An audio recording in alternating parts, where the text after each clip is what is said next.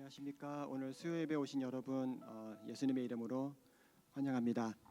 우리 몸이 불편하지 않으시면 일어나셔서 다 같이 일어나셔서 하나님을 찬양하면 좋겠습니다.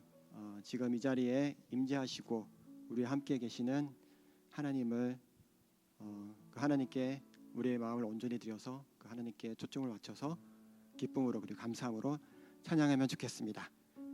첫 곡 하겠습니다. 주가 일하시네.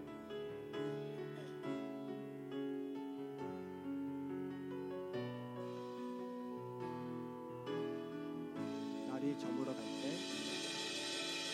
저물어 갈 때, 빈들에서 걸을 때, 그때가 하나님의 때. 내 힘으로 안 될 때, 빈손으로 걸을 때, 내가 고백해 여호와 이래.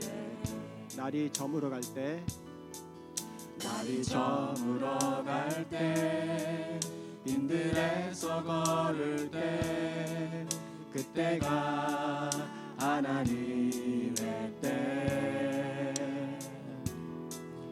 내 힘으로 안 될 때, 빈손으로 걸을 때, 내가 고백해 여호와 이래. 주가 일하시네. 주가 일하시네. 주가 일하시네. 주께 아끼지 않는 자에게 주가 일하시네. 주가 일하시네. 신뢰하며 걷는 자에게.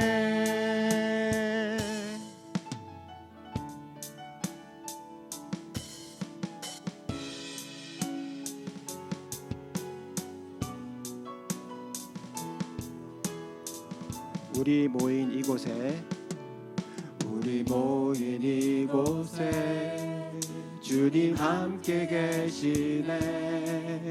누리네 아버지 은혜. 적은 떡과 물고기 내 모든 걸 드릴 때 모두 고백해 여호와 이래. 주가 일하시네. 주가 일하시네. 주가 일하시네. 주께 아끼지 않는 자에게 주가 일하시네. 주가 일하시네. 신뢰하며 걷는 자에게 주가 일하시네. 주가 일하시네. 주가 일하시네. 주께 아끼지 않는 자에게 주가 일하시네. 주가 일하시네. 주가 일하시네. 신뢰하며 걷는 자에게 다시 한번 주가 일하시네. 주가 일하시네. 주가 일하시네. 주께 아끼지 않는 자에게 주가 일하시네. 주가 일하시네. 신뢰하며 걷는 자에게 신뢰하며 걷는 자에게. 아멘.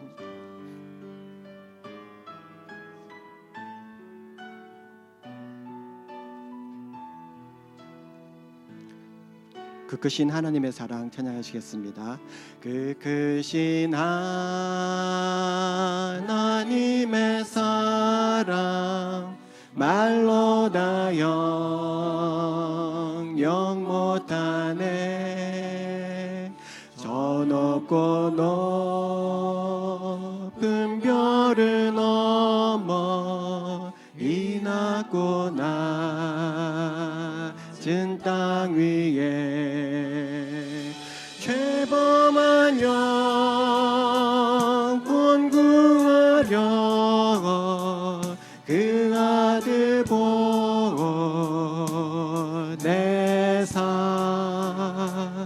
화목제 옷 삼으시고 죄 용서하셨네.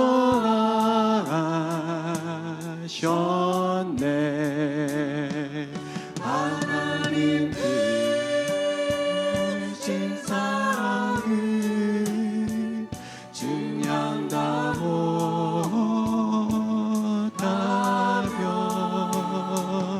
영원히 변치 않는 사랑 성도여 찬양하세. 괴로운 시절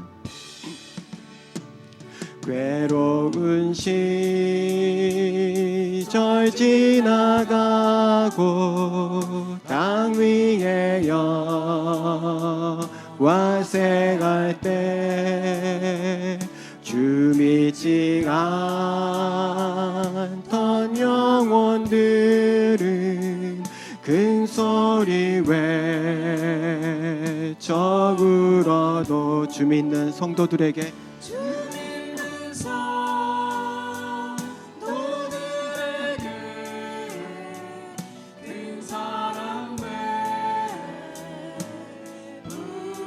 우리의 죄 사했으니 우리의 죄 사했으니 그네 잊을까.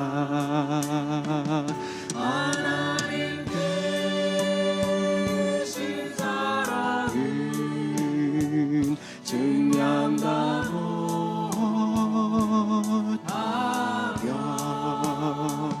영원히 변치 않는 사랑 성도여 찬양하세.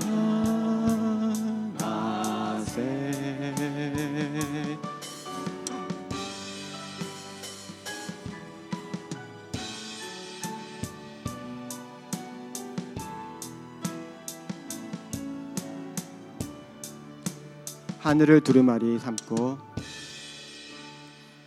하늘을 두루마리 삼고 바다를 먹물 삼아도 한없는 하나님의 사랑 다 기록할 수 없겠네. 아멘. 하나님의 크신 사랑 그 어찌 닿았을까.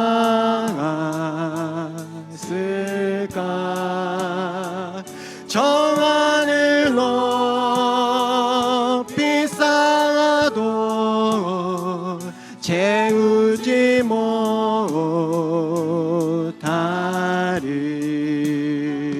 하나님 크신 사랑은 증량다 못하며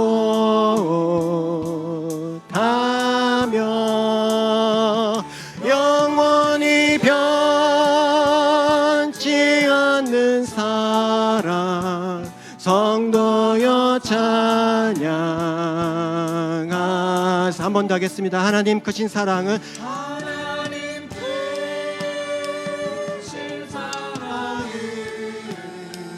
증량다 못하며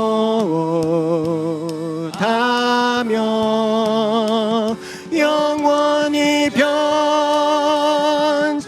않는 사랑 성도여 찬양하세.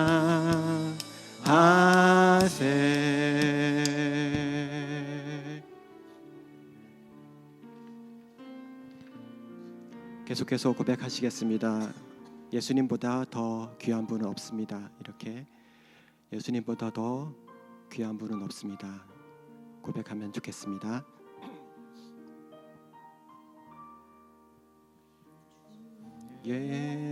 예수보다 더 귀한 것은 없네. 이 세상 무기와 바꿀 수 없네. 영죽을 내 대신 돌아가신 그 놀라운 사랑 잊지 못해둔 즐거움 나 버리고 세상 자랑 다 버렸네. 주 예수보다 더 귀한 것은 없네. 예수밖에는 없네. 주 예수보다 더 주 예수보다 더 귀한 것은 없네. 이 세상 명예와 바꿀 수 없네. 이전에 즐기던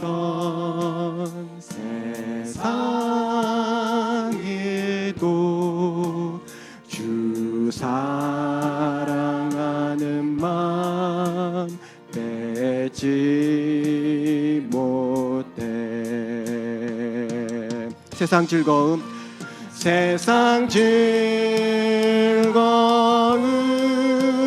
다 버리고 세상 자랑 다 버렸네.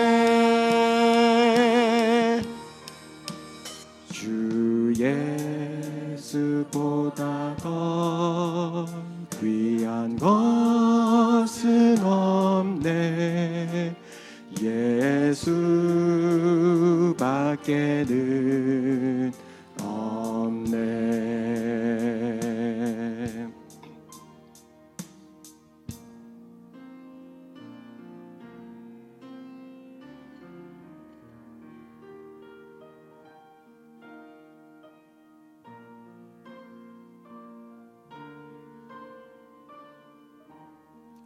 주 예수보다 더 주 예수보다 더 귀한 것은 없네. 이 세상 행복과 바꿀 수 없네. 유혹과 핍박이 몰려와도 주 섬기는 내 맘 변치 못해. 세상 즐거움 다 버리고 세상 자랑 다 버렸네. 주 예수보다 더 귀한 것은 없네. 예수밖에는 없네.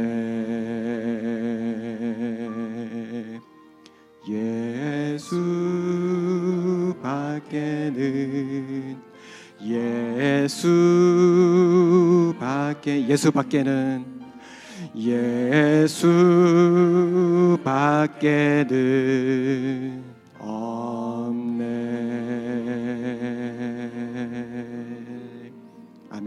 자리에 앉아 주시면 되겠습니다.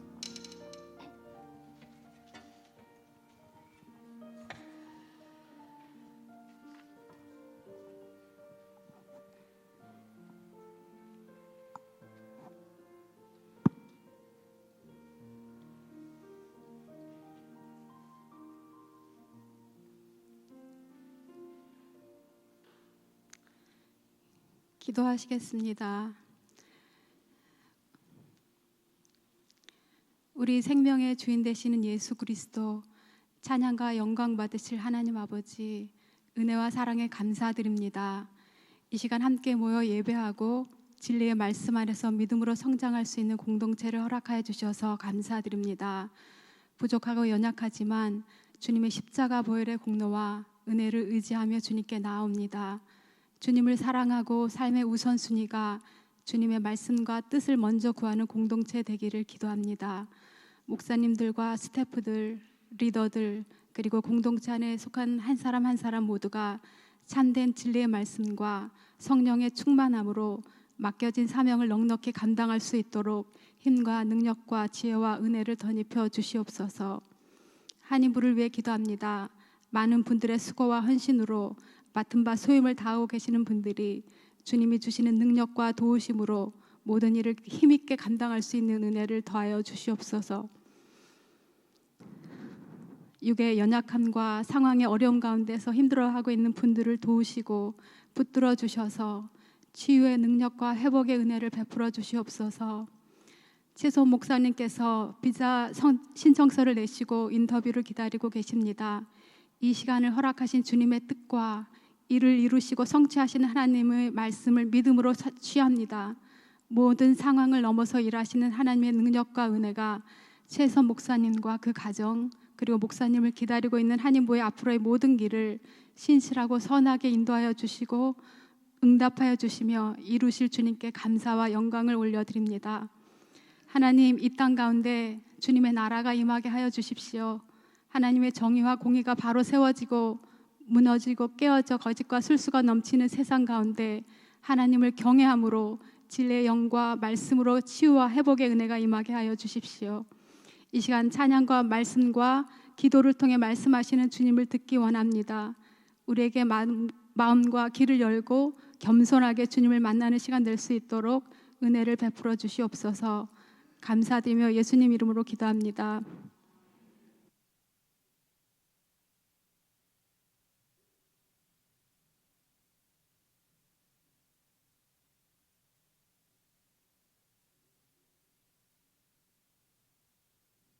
성경 봉독하시겠습니다. 요한복음 6장 1절로 15절. 그 뒤에 예수께서 갈릴리 바다 곧 디베랴 바다 건너편으로 가시니 큰 무리가 예수를 따라갔다. 그것은 그들이 예수가 병자들을 고치신 표징들을 보았기 때문이다. 예수께서 산에 올라가서 제자들과 함께 앉으셨다. 마침 유대 사람의 명절인 유월절이 가까운 때였다. 예수께서 눈을 들어서 큰 무리가 자기에게로 모여드는 것을 보시고 빌립에게 말씀하셨다. 우리가 어디에서 빵을 사다가 이 사람들을 먹이겠느냐? 예수께서는 빌립을 시험해 보시고자 이렇게 말씀하신 것이었다. 예수께서는 자기가 하실 일을 잘 알고 계셨던 것이다. 빌립이 예수께 이렇게 대답하였다. 이 사람들에게 모두 조금씩이라도 먹게 하려면 빵 200데나리온어치를 가지고서도 충분하지 못합니다. 제자 가운데 하나이며 시몬 베드로와 형제가 아닌 안드레가 예수께 말하였다. 여기에 보리빵 5개와 물고기 2마리를 가지고 있는 한 아이가 있습니다. 그러나 이렇게 많은 사람에게 그것이 무슨 소용이 있겠습니까? 예수께서는 사람들을 앉게 하여라 하고 말씀하셨다. 그곳에는 풀이 많았다. 그래서 그들이 앉았는데 남자의 수가 5,000명쯤 되었다. 예수께서 빵을 들어서 감사를 드리신 다음에 앉은 사람들에게 나누어 주시고 물고기도 그와 같이 해서 그들이 원하는 대로 주셨다. 그들이 배불리 먹은 뒤에 예수께서 제자들에게 이렇게 말씀하셨다. 남은 부스러기를 다 모으고 조금도 버리지 말아라. 그래서 보리빵 5덩이에서 먹고 남은 부스러기를 모으니 12광주리에 가득 찼다. 사람들은 예수께서 행하신 표징을 보고 이분은 참으로 세상에 오시기로 된 그 예언자이다 하고 말하였다. 예수께서는 사람들이 와서 억지로 자기를 모셔다가 왕으로 삼으려고 한다는 것을 아시고 혼자서 다시 산으로 올라가셨다. 아멘.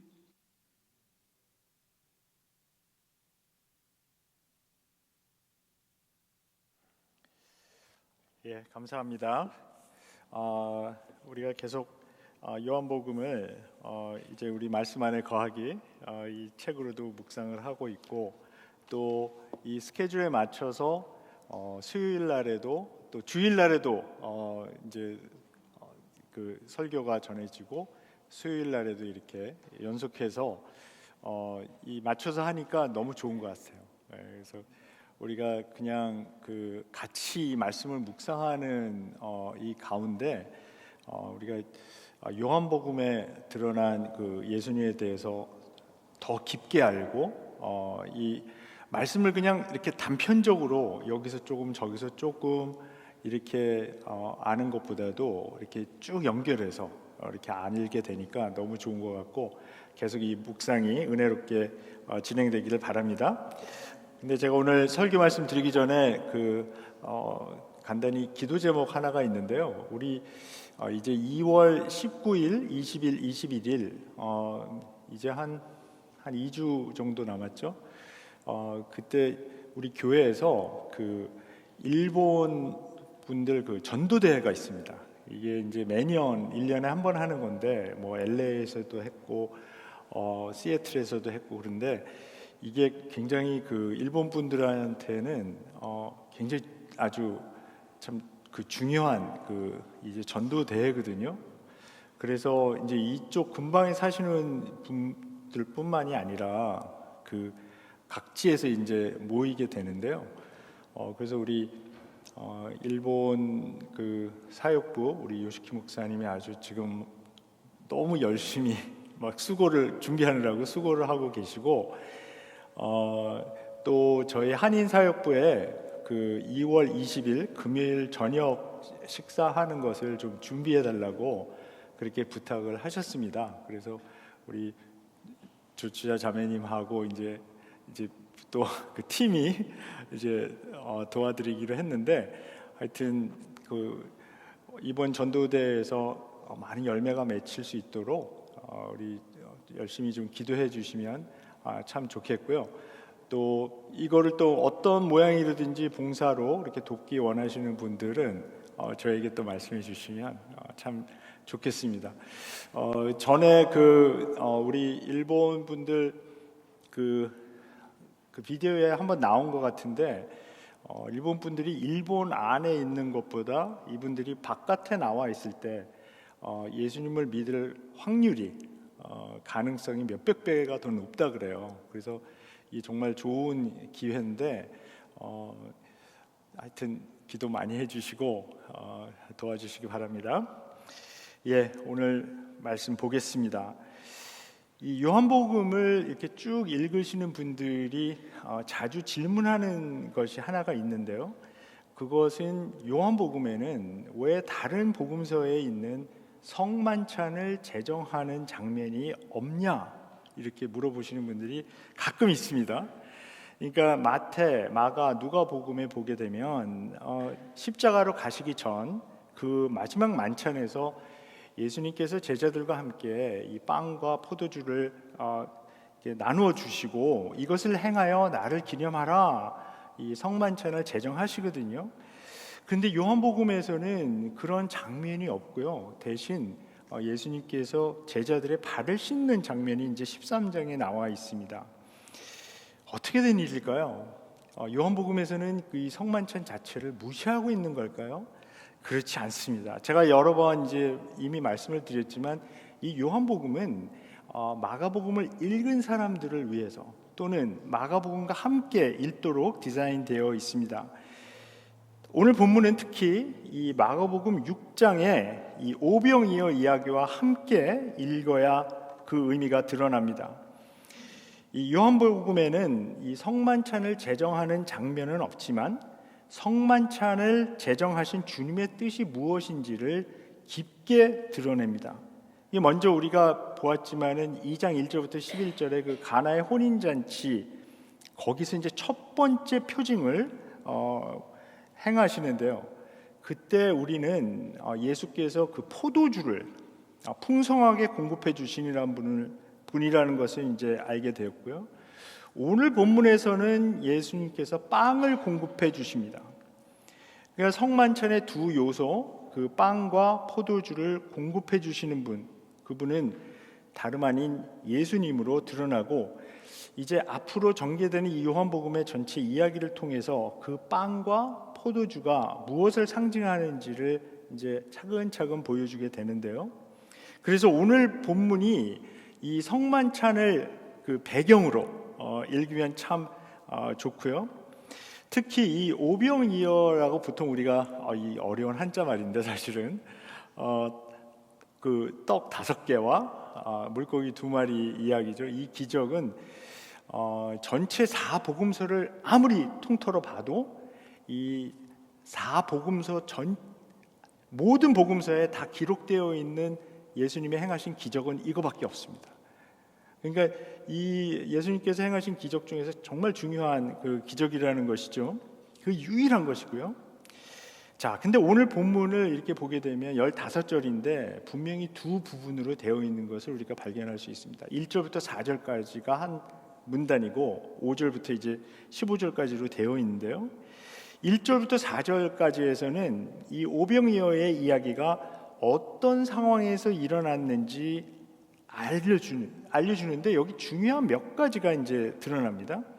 자, 첫 번째는 예수께서 갈릴리 바다 건너편으로 갔다고 했습니다. 근데 여기서 이제 디베랴 바다라고 이제 설명을 덧붙이게 되는데요. 이 디베랴는 이제 그 타이베리어스죠. 그 이제 황제의 이름을 따서 그 근방에 세워진 그 도시가 있었습니다. 그래서 이게 이제 보통 유대 사람들은 여기를 갈릴리 바다, 근데 사실은 정확하게 얘기하면 호수인데요. 그때는 이제 이게 굉장히 큰 호수니까 그냥 바다라고 불렀고, 그 근처에 있는 그 타이베리어스, 그 디베랴, 그 황제 이름을 딴 그 도시 때문에 여기를 또 디베랴 호수라고 부른 적도 있다. 그래서 이제 요한이 그렇게 이제 보충 설명을 하는 것이고요. 바다 건너편으로 갔다고 했는데 이것은 그 지리적으로 보면 이 갈릴리 바다 서쪽에서 동쪽으로 간 것으로 우리가 이해하면 되겠습니다. 그런데 그때 큰 무리가 예수님을 따라왔다고 했습니다. 그런데 그 이유를 요한은 그들이 병자들을 위해서 예수께서 행하신 표징들을 보았기 때문이다 이렇게 밝히고 있습니다. 이 언급이 굉장히 중요한데요. 그들은 표징을 보았을 뿐이지 진정한 믿음을 가진 사람들은 아니었다는 것을 암시하고 있습니다. 그러니까 우리가 이제 요한복음 그 1장 19절부터 12장 51절까지를 보통 이제 표징의 책이라고 부르거든요. 여기에 이제 표징들이 가나의 혼인 잔치 첫 번째, 그리고 우리가 지난번에 보았던 그 두 번째 왕의 신하의 아들을 고치는 게 그 두 번째 표징이었다 이렇게 얘기를 해주고 있지 않습니까? 근데 그 다음부터는 요한이 이게 첫 번째고 두 번째고 그러면 세 번째가 나올 것 같은데 그때부터는 카운트를 하지 않습니다. 그냥 이렇게 표징들이라고 이렇게 얘기를 하는데, 이 사람들은 그 예수께서 사람들을 병을 고쳐주는 그 표징들을 보고 큰 무리가 이제 예수님을 따라왔다 이렇게 이야기하고 있습니다. 표징 그 자체를 경험하는 것으로 영원한 생명을 얻을 수는 없습니다. 표징을 보고 그 표징이 가리키는 예수님을 만나야 이 영원한 생명으로 이끄는 그 믿음을 가져야 되는데요. 이 큰 무리들이 예수님을 따라다녔지만 이들이 그 영원한 생명으로 이끄는 믿음을 가지게 될까요? 이 6장 전체에서 그 이야기가 아주 자세하게 나와 있습니다. 그래서 사실 이 6장이 이제 71절까지 계속 진행이 되거든요. 그 요한복음에서 사실 가장 긴 장입니다. 그래서 이 표징과 믿음에 대한 아주 중요한 얘기들이 여기 이제 차근차근 나오니까 우리 이제 오늘 이제 이제 오늘 15절까지 보았고 내일부터 이제 16절까지 보고 이제 계속해서 우리 다음 주 수요일 날 만났을 때 71절 마지막 부분 그 문단을 우리가 또 같이 묵상하게 되거든요. 그때까지 이 이야기를 이렇게 쭉 따라가면서 한번 잘 같이 묵상하면 참 좋겠습니다. 자, 3절에서 예수께서 산에 올라가서 제자들과 함께 앉으셨다 이렇게 말씀해 주고 있습니다. 근데 이 디테일도 또한 굉장히 중요합니다. 이 성경에서 산은 계시가 일어나는 곳입니다. 이 성경에서 광야가 나오면 그 뭐가 일어나는 것이죠? 광야는 시험과 유혹. 그렇죠? 예수께서 그 광야로 가셔서 40일 동안 금식하시면서 거기서 이제 시험을 받았잖아요. 이스라엘 백성들도 40년 동안 광야 생활하면서 계속해서 시험받고 유혹받고 그랬습니다. 그러나 모세가 산에 올라갔을 때 모세는 토라, 율법을 받았습니다. 하나님의 계시가 내려오는 곳이죠. 그러니까 여기 이 예수께서 산에 올라가서 제자들과 함께 앉으셨다, 이것이 상징하는 것은 굉장히 중요한 그 디테일입니다. 그런데 모세가 신명기 8장 3절에서 이 말한 것이 있는데요.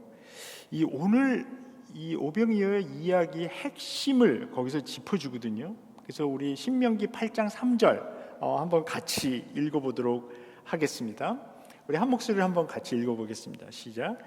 주님께서 당신들을 낮추시고 굶기시다가 당신들도 알지 못하고 당신들의 조상도 알지 못하는 만나를 먹이셨는데 이것은 사람이 먹는 것으로만 사는 것이 아니라 주님의 입에서 나오는 모든 말씀으로 산다는 것을 당신들에게 알려주시려는 것이었습니다. 사람은 먹는 것으로만 살 수는 없다. 주님의 입에서 나오는 모든 말씀으로 살아야 한다. 그러니까 이 구절이 뭔가 익숙하죠? 그것은 예수님께서 그 광야에서 마귀에게 시험 받을 때 그 첫 번째 그 돌을 떡으로 바꿔 먹어라, 그 시험을 물리칠 때, 그 유혹을 물리칠 때 인용하신 말씀이기 때문에 우리에게 익숙한 말씀입니다. 그런데 여기서 지금 8장 3절에서 말씀하는 그 사람은 이 떡으로만 사는 것이 아니고 하나님의 입에서 나오는 모든 말씀으로 살아야 한다는 것이 사실 오늘 이야기의 아주 핵심 부분, 그 이 오병이어의 기적을 통해서 예수께서 보여주시려고 하는 그 핵심적인 것을 말씀해 주고 있습니다. 예수께서 이제 산에서 빵을 공급해 주시는데 그 빵은 인간의 필요를 채워주는 먹는 것입니다. 왜냐하면 이 사람들이 지금 밖에 나와서 예수님 말씀 듣고 뭐 우리가 마가복음, 사실 누가복음, 마태복음 다 같이 읽어보면 이 사람들이 그 예수님 쫓아다니다가 뭐 어디서 빵을 살 곳도 없고 사실 그 많은 사람들을 먹일 것도 없는, 먹일 수도 없는 그런 자원도 없는 그런 상태에서 굉장히 많은 사람들이 이제 배가 고픈 그런 상태잖아요. 그랬을 때 예수께서 그 인간의 필요를 채워주는 먹는 것을 공급해 주십니다. 근데 신명기 8장 3절에서 말씀하는 것처럼 그 먹는 것으로만은 살 수가 없다는 것입니다. 하나님의 말씀이 필요한데, 그러면 진정한 생명을 주는 하나님의 말씀이 필요한데 그 말씀은 이미 예수께서, 그 말씀 자체이신 예수께서 그들에게 이제 나타났기 때문에 예수님을 만나는 것이 핵심입니다. 그래서 요한복음 6장에서 예수님은 이 오병이어의 기적을 그런 식으로 이제 설명해 주십니다. 하나님이 주시는 생명의 빵으로 예수께서 드러나시는 것입니다. 그러니까 인간의 필요를 채워주는 그 기적을 행하셨지만 사람들은 그 기적, 그 표징에 집착하지 말고 그 표징이 가리키는, 이게 사인이라 그랬잖아요. 한국말로 이제 표징이라고 번역을 했고 우리 개역 성경에서 표적이라고 표현을 했는데, 번역을 했는데, 영어에서는 사실 이 세메이온이라는 말을 이제 사인으로 번역을 했거든요. 그 사인이 가리키는 것은 뭐냐면 그 사인이 있으면 그 사인 자체가 중요한 것이 아니라 그 사인이 뭔가를 가리키는 것이죠. 그것을 짚어내는 것이 중요한데, 제가 지난번에도 말씀을 드렸지만 어떤 사람이 이제 달을 보라고 이렇게 손가락으로 달을 보라 그러는데 달은 안 보고 자꾸 손가락만 보고 있다, 그런 말씀도 드렸잖아요. 그러니까 여기서 소위 말하는 이 표징 신앙이라는 것, 표징 믿음이라는 것이 바로 그런 거거든요. 달을 보라고 하는데 달은 안 보고 자꾸 손가락만 보면서 엉뚱한 그 이해를 하게 되는 것이죠. 그 표징이 가리키는 예수님을 만나서 믿어야 생명을 얻게 됩니다. 우리가 만약 예수님을 믿을 때 우리의 필요를 채워주시는 분으로만 믿는다면 아직 그 생명의 빵은 먹지 못한 것이 됩니다. 요한은 그리고 또 하나의 디테일을 말해줍니다. 이때가 6월절이 가까운 때였다, 이렇게 밝혀줍니다. 6월절을 언급하는 이유는 이 오병이어의 이야기가 이 모세와 이스라엘 백성이 출애굽했던 때의 이야기, 특히 이제 신명기 8장에서도 언급을 하고 있지만은 하늘에서 내려오는 만나의 이야기와 연결지어서 읽도록 안내하는 것입니다. 예수께서 십자가로 가신 때도 바로 이 6월절 때였고요. 성만찬도 그때 제정이 되어졌습니다. 자, 이제 모든 세팅이 다 끝났습니다. 그래서 5절부터는 본격적인 이야기가 펼쳐집니다. 예수님은 눈을 들어서 큰 무리가 모여드는 것을 보시고 빌립에게 질문을 던집니다. 사실 이제 마가복음하고 비교해서 읽어보면 이것은 새로운 디테일입니다. 예수께서 질문하시는데 이렇게 말씀합니다. 어디에서 빵을 사다가 이 사람들을 먹일 수 있겠는가? 요한은 이렇게 설명해 줍니다. 예수님은 자기가 하실 일을 알고 계셨지만 빌립에게 시험 문제를 하나 낸 것입니다. 그런데 마가복음의 이야기하고 같이 읽으면 이 질문의 의도를 깨닫게 됩니다.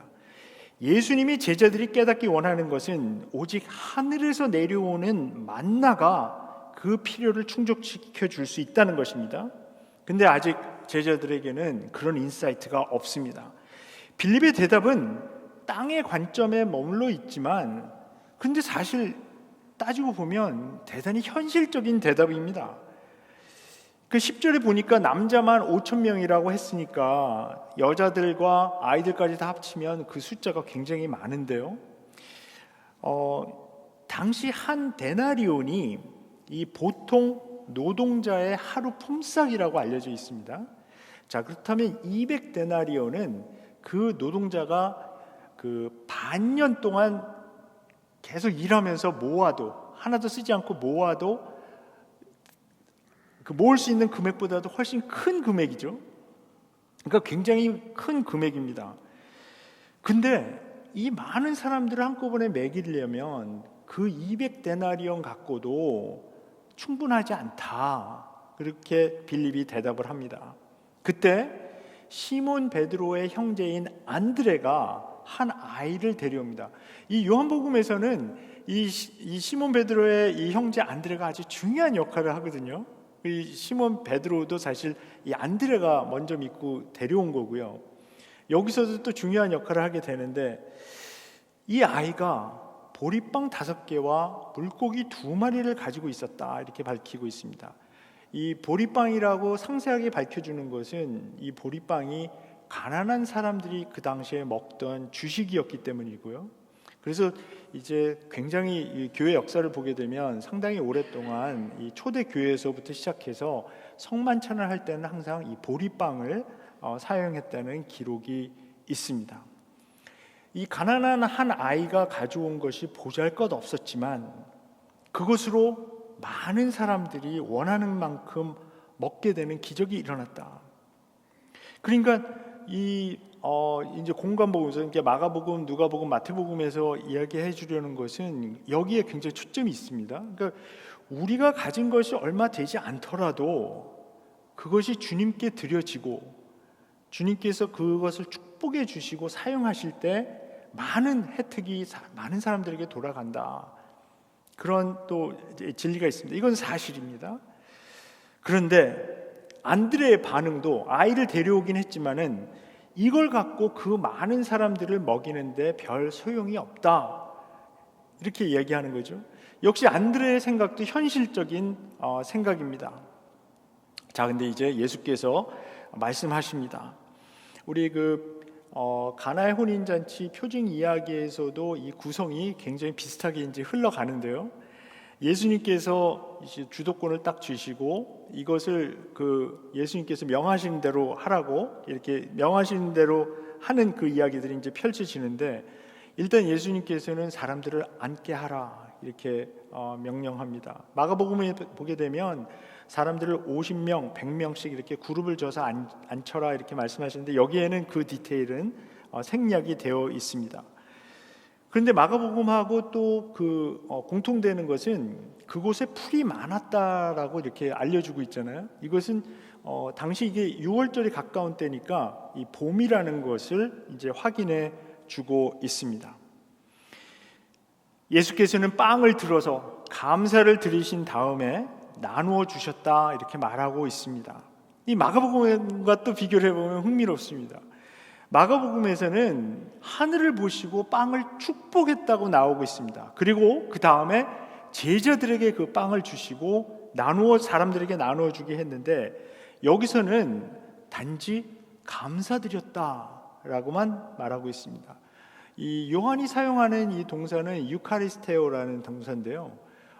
이것은 누가복음과 사도 바울이 성만찬을 묘사할 때 사용하는 동사와 일치합니다.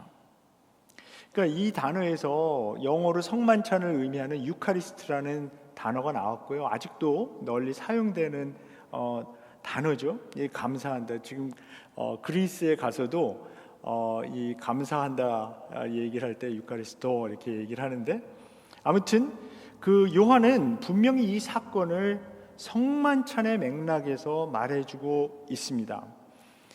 또 마가복음 같이 제자들에게 주어서 나누어 주게 하시지 않았고요, 직접 나누어 주셨다라고 말하고 있는데, 이것도 성만찬의 맥락에서 이렇게 밝히는 것입니다. 그래서 사람들이 원하는 대로 다 나누어 주시고, 그래서 사람들이 배불리 먹게 됩니다. 그런데 다 배불리 먹은 후에 예수께서 말씀하신 것을 우리가 주목해야 합니다.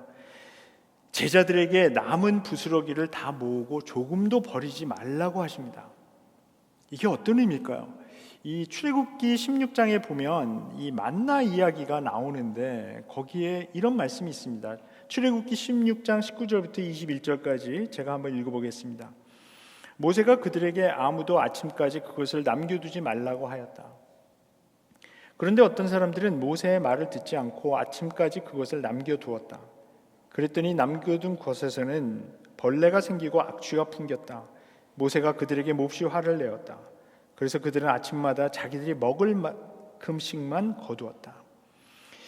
이 모세가 하늘에서 내려온 만나를 다 모으고 남겨두지 말라고 했는데, 그러니까 먹을 만큼보다 더 많이 사람들이 욕심이 생긴 거죠. 이거 세이브해놨다가 다음날 또 먹. 근데 사람들이 그 말을 어겼을 때 남겨둔 만나에서는 벌레가 나고 이제 악취가 풍겨 썩어버렸다. 이 하늘에서 온 양식이, 이것은 하나님께서 명하신 대로 의도하신 대로 먹지 않으면 썩어버리게 된다, 버리게 된다는 이거 말씀이죠.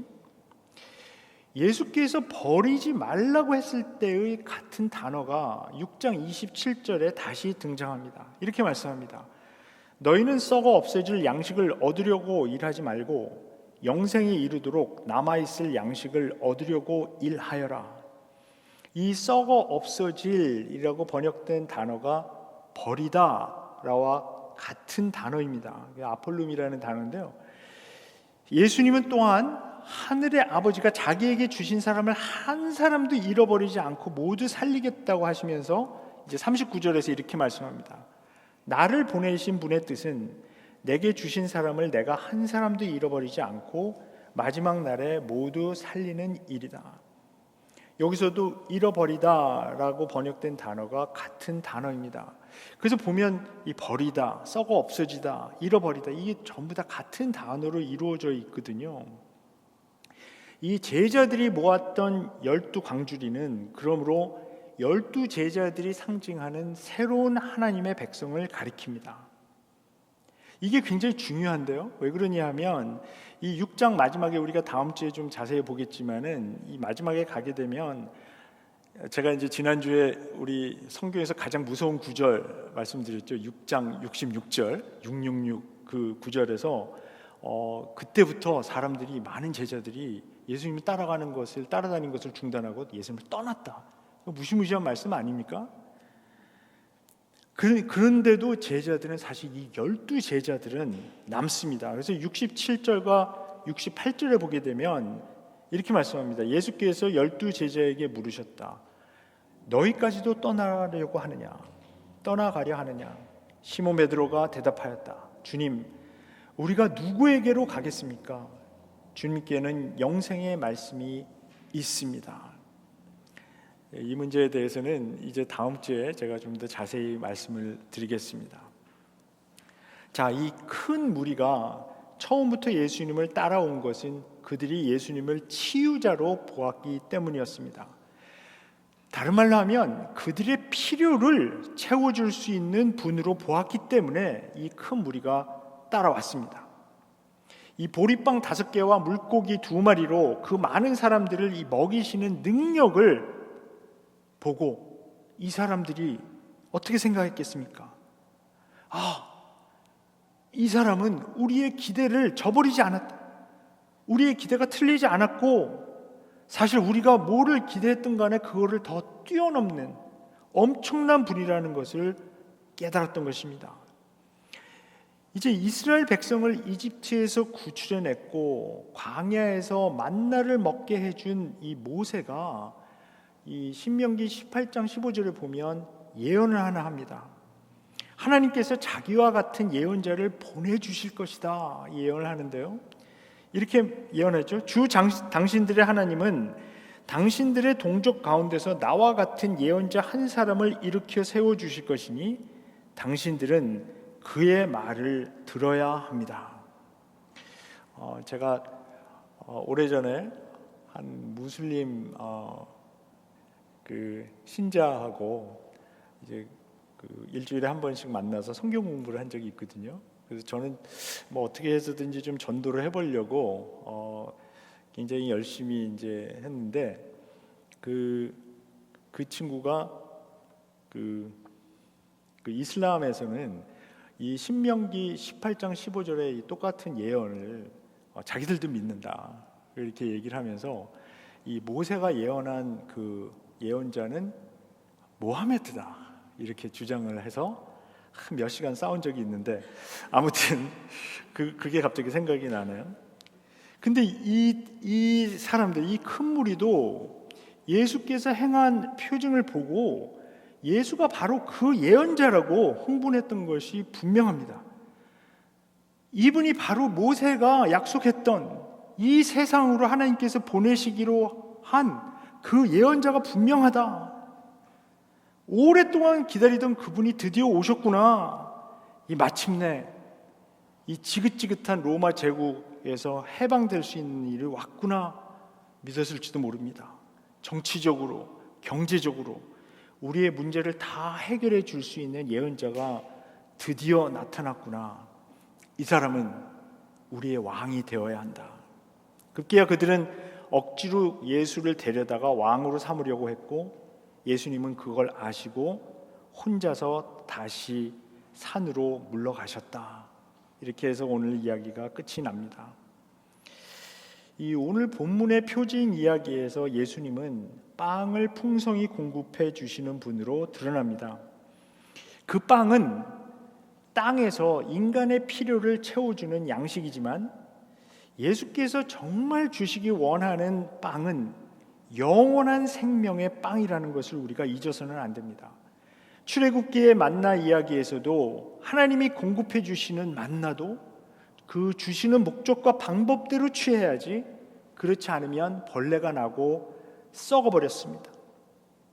영원한 말씀으로 오신 예수님은 빵을 풍성히 공급해 주시는 분이시고, 그 빵으로 우리의 육신적인 필요를 분명히 채울 수 있지만 우리는 그 표징 안에 들어있는 의미를 바로 깨달아야 합니다. 생명의 빵을 믿음으로 받아 먹으면서 주시는 빵의 목적과 의미를 정확하게 아는 것이 핵심입니다. 그래서 이 요한복음 6장에서는 이 문제를 아주 깊게 다루고 있습니다. 그래서 아까도 말씀을 드렸지만 이 6장이 요한복음의 가장 긴 장인데요. 71절까지 이어지면서 이제 이 사건이 끝나고 16절서부터 이렇게 쭉 나오는 이야기들을 보면 막 업앤다운이 있고 굉장히 드라마틱합니다. 결국은 많은 사람들이 예수님 따라다니는 거 중단하고, 그 굉장히 흥미롭지 않습니까? 예수님의 그 기적을 보고, 이 엄청난 기적을 보고, 그리고서는 예수님이 설명하는 것에 offend 받아갖고 나 이제 이 사람 아니야 하고 이제 떠나버리고 12제자만 이제 남게 된 그런 결과가 나오는데요. 그만큼 예수께서 표징을 통해서 드러내시는 그 정체성, 그러니까 예수님이 누구신가, 그리고 그 사역의 본질, 예수님은 뭘 하러 오신 분인가, 여기에 대한 오해가 참 많았다는 것이고요.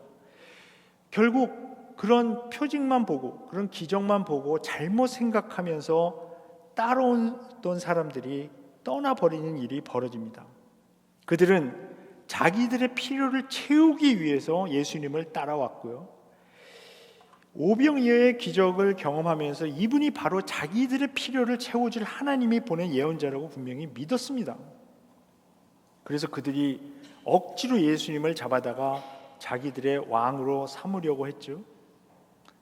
사실 이런 사람들은 아직도 굉장히 많이 있습니다. 근데 여기서 우리가 생각해 봐야 될 게, 예수님께서는 분명히 왕으로 오셨습니다. 이 요한복음 1장 49절에서요, 예수님을 만난 나다나엘이 예수님을 보고서는 이렇게 고백을 합니다. 예수님이 하나님의 아들이고 이스라엘의 왕이다. 요한은 분명히 그것을 부정하지 않습니다. 분명히 예수님은 우리의 왕이십니다. 우리가 찬양할 때도 예수 우리 왕이여 이렇게 찬양하잖아요. 근데 그 왕이신 예수가 진정 어떤 왕이신지 그것에 대해서 오해할 수가 있습니다. 예수님은 왕이지만 세상에서 생각하는 그런 왕은 아닙니다. 로마 제국의 황제 같은 그런 왕은 더더욱 아닙니다. 예수님은 포로에게 자유를 선포하고 갇힌 자에게 석방을 선포하고 상한 마음을 싸매어주고 가난한 자에게 기쁜 소식을 전해주기 위해 보내심을 받은, 하나님의 기름 부음 받은 분명한 왕입니다. 그러나 예수님은 정말 이상한 왕입니다. 예수님은 그의 파워를 사용해서 사람들 위에 군림하는 그런 사람이 아니고요, 오히려 자기를 희생하고 사람들을 섬기는 왕. 그러니까 여기서 섬긴다라는 말은 노예가 된다는 말이거든요. 그러니까 노예로 섬기는 왕이다. 이게 악시머런이죠. 이게 앞뒤가 안 맞는 그런 표현인데, 근데 사람들이 예수님의 기적을 경험하고 예수님을 붙잡아서 만들려는 왕은 이 성경에 예언되어 있고 예수님께서 오신 그런 왕이 아니라 오히려 로마 제국의 황제 같은 그런 왕, 파워가 있고 또 이런 능력, 그러니까 정치적으로, 경제적으로, 그러니까 이게 그 마가복음에는 이런 것들이 사실 더 더 아이러니컬하게 드러나는데요. 그러니까 사람들은 이제 50명씩 100명씩 앉혔다, 이것은 사실 이제 오해하기가 쉬운 거거든요. 왜냐하면 로마 군인들이 50명, 100명씩 이렇게 유닛으로 이게 구성이 되어 있고, 그리고 그 이야기, 마가복음에서 그 이야기 바로 전에 예수님이 어떤 귀신을 쫓아내는데요, 그 귀신의 이름을 물어보니까 레기온이라고 합니다. 레기온은 그 로마 군대 6,000명의 그 단위, 뭐 연대라 그러나요? 하여튼 저는 군대를 안 가봐서 잘 모르는데, 하여튼 그런 로마 군대의 그 유닛이거든요. 그런 그 귀신을 이제 쫓아냅니다. 레기온을 쫓아내거든요. 그래서 사람들이 막 오해를 하는 건데, 근데 이곳에서는, 이 요한복음에서는 자기들의 필요를 채워주시는 분으로 이 사람들이 그냥 그러니까 자기들의 필요만을 채워주는 그런 분으로 오해합니다. 그 필요가 자기들의 그 생존을 위한 양식이든, 아니면 잘 살기 위한 돈이든, 아니면 자기들의 삶을 행복하게 해줄 환경을 원하든, 그것이 무엇이든 간에 자기들이 요구하면 들어주는 그런 왕을 원했던 것입니다. 그것을 분명히 안 예수님은 홀로 떠나서 산으로 올라가시고, 그리고 16절에 보게 되면 날이 저물어서 이 밤이 됐다. 굉장히 아이러니컬하죠. 이 사람들이 잘못 오해했던 그런 그 소망, 희망이 사그러지면서 날이 저물고 어두워졌다, 이렇게 얘기가 되는데요. 오늘 본문을 통해 요한은 우리에게 질문을 던집니다. 당신들은 왜 예수님 믿습니까? 우리 성도님들은 왜 예수님 믿습니까? 왜 교회에 나오고 왜 예수님을 주님이라 부르며 따르는가?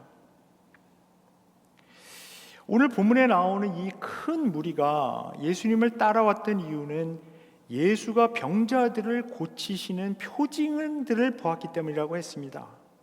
그 치유자죠. 사람들이 아팠는데 그 사람들을 고쳐주셨다. 근데 그렇게 따라온 사람들을 마가복음에 의하면 예수님께서 그 큰 무리를 보시고요, 목자 없는 양이라고 생각하시면서 불쌍히 여기셨다, 그렇게 말씀합니다. 그래서 그들을 풍성히 먹이시고 그리고 많은 것들을 가르치셨다, 그렇게 말씀합니다. 그러나 그들이 그 표징 믿음에 머물러 있으며 하나님의 뜻이 아닌 자기들이 원하는 것을 채워주는 왕으로 예수를 삼으려고 하자 예수님은 거부합니다. 이 요한복음에서 반복해서 드러나는 것이 이것이죠. 예수님은 사람들의 어젠다에 의해서 그들이 원하는 역할을 강요받을 때, 심지어 어머니라고 하더라도 그 어머니에게도 여자요, 그러면서 아직 내 때가 이르지 않았습니다, 이렇게 얘기를 하고요. 오늘 이 본문에서도 이제 마찬가지죠. 그들이 원하는 역할을 강요받을 때 거부하시고 철저히 아버지 하나님의 그 시간표와 그 뜻대로 이 일을 진행시킵니다. 만약 우리가 우리의 필요를 채워주는 분으로 예수님을 믿고 예수님을 따른다면 우리의 믿음은 아직 표징 믿음에 머물러 있다는 것을 여기서 보여줍니다. 근데 놀라운 사실이 있죠. 그런 믿음을 가지고 있는 사람에게도 사실 예수님께서는 은혜를 베풉니다. 왜냐하면 불쌍히 여기셔서 그래도 먹여주시니까요. 그러나 예수님께서 원하시는 것은 그런 신앙에 머물러 있지 말라는 것입니다. 어떤 신앙을 갖기 원하시는지 이 요한복음 6장을 통해서 계속 묵상하며 우리가 씨름해 나가기를 원합니다. 그러니까 우리의 관점, 우리의 세계관을 통해서 예수님을 믿고 예수님이 내가 원하는 거 다 들어주시고 내가 기도하면 족족 다 들어주시고 내가 필요한 거 채워주시고 이런 자판기 같은 그런 예수님을 믿는 것인지, 아니면 하나님의 관점에서 하나님의 세계관으로 우리가 성장하는, 변환되는 그런 믿음을 갖게 될 것인지 우리가 씨름하면 참 좋겠습니다. 예수님께서는 우리가 속으로 어떤 생각을 하는지 다 아십니다. 그 2장 마지막 부분에 이런 말씀이 있거든요. 그러니까 제가 스크린에는 안 드렸는데 그 예수께서 그 6월절에 예루살렘에 계시는 동안에 여기서도 비슷한 일이 있었어요. 왜냐하면 그 많은 사람이 그가 행하시는 표징을 보고 그 이름을 믿었다 그랬어요. 그러나 마지막 부분에 이렇게 말씀합니다. 24절에 예수께서는 모든 사람을 알고 계심으로 그들에게 몸을 맡기지 않으셨다. 그는 사람의 마음속에 있는 것까지도 알고 계셨던 것이다. 사실 우리가 예수님께는 속일 수 없습니다. 감출 수 없습니다. 그 큰 무리가 예수님을 치유자로 생각하고 자기들의 필요를 채워주는 사람으로 알고 따라와서 이런 오병이의 기적까지도 경험을 하고, 그래서 이 사람들 분명히 어떻게 보면 예수님 믿었죠. 그리고 자기들의 왕으로까지 삼으려고 했다. 이것은 이 사람들이 어떤 충성스러운 그 팔로워로 따라다니는 사람으로 된 거 아닙니까? 근데 그 중에는 이제 마지막에 이 6장 마지막에 가게 되면 심지어는 제자로 불리던 사람들까지 있었다는 겁니다. 근데 그런 사람들 6장 66절 다시 한번 6669절 거기 보면 제자들 중 많은 사람이 떠나가 버렸다. 예수님께서 자기가 하늘에서 내려온 빵이라고 설명하시고 이 진정한 믿음의 의미가 무엇인지 이렇게 말씀하니까 그래서 계속 생각되는 게 예수님은 대형 교회에 안 맞는 분이다, 그런 생각을 많이 하게 됩니다. 이 많은 사람들을 모으는데 재주가 없는 분, 굉장히 오펜드 많이 하시고 굉장히 사람들이 원하는 거 안 해주시고, 그렇죠? 우리가 현대 교회에서 많이 얘기되는 게 이 현대 교회가 자꾸 소비자주의 교회가 된다. 그러니까 사람들이 원하는 거를 많이 잘 공급해주는 그런 교회가 이제 성장한다, 그런 이론이 있잖아요. 그러니까 예수님 그런 거 안 맞는 분인 것 같아요. 예. 그래서 사실 뭐 그렇죠. 우리 그 수요일에도 이거 지금 농담입니다. 수요일에도 많은 분이 안 나오시는 것에 대해서 전혀 실망하지 않는 거죠. 농담입니다. 예. 그래서 우리가 이 6장에서 이제 이 6장 첫 부분에서 이 문제가 이제 제기가 됐거든요. 그러니까 이 표직 믿음인가, 아니면 예수님께서 정말 그 생명을 얻는 영생으로 이끄는 진정한 믿음인가 하는 것.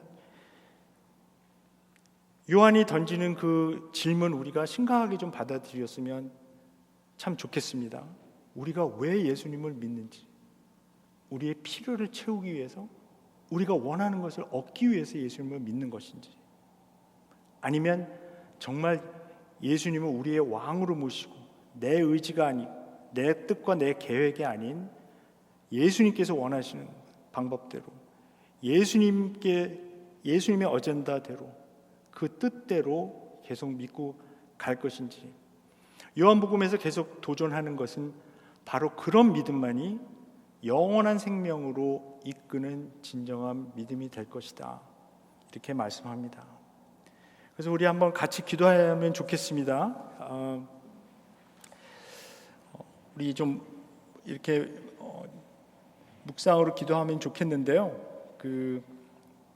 우리가 나는 예수님을 왜 믿는가, 예수님을 왜 따르는가, 이 문제를 예수님께서 우리의 속에 있는 것까지도 다 아신다고 하니까 정말 하나님께는 우리가 감출 수가 없습니다. 우리 속에 있는 나의 진정한 고백은 어떤 고백인가? 나는 혹시라도 표직 믿음에 머물러 있는가? 내 필요와 내가 원하는 것을 얻기 위해 예수님 믿는가? 한번 물어보면서 기도하면 좋겠습니다. 기도합시다.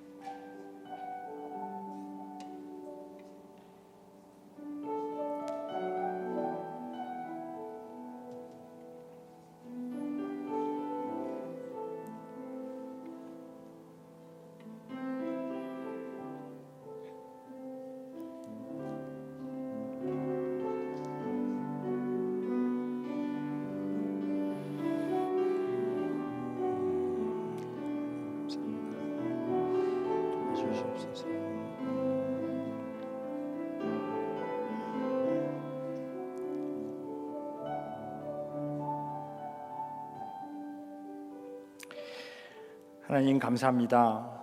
생명의 빵으로 저희들에게 오신 예수님을 저희들이 정말 하나님께서 원하는 방식으로 믿기를 원합니다.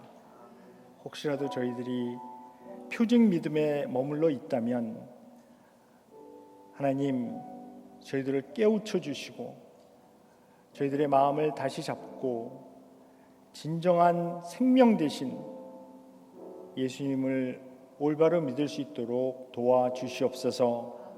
감사드렸고 예수님의 이름으로 기도합니다. 아멘.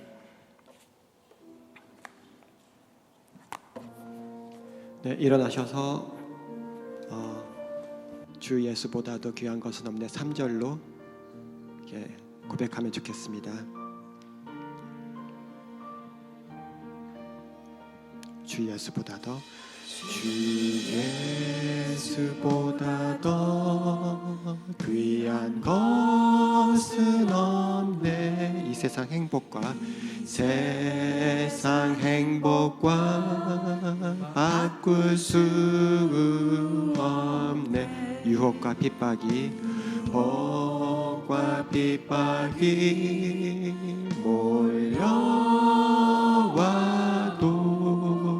주 섬기는 내 맘 변치 못해. 세상 즐거움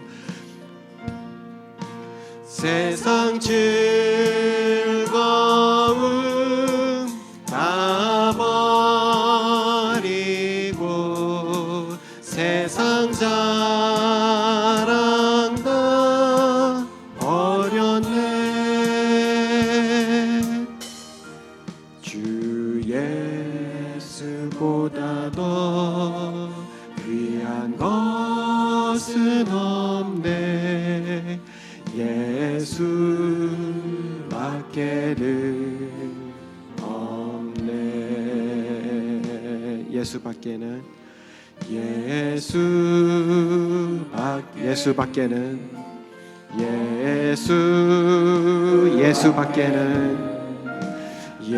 예수밖에는 없네.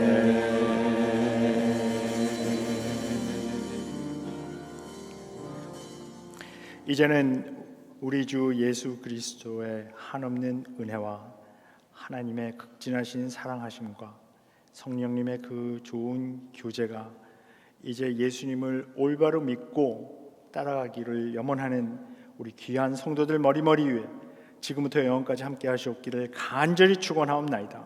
아멘.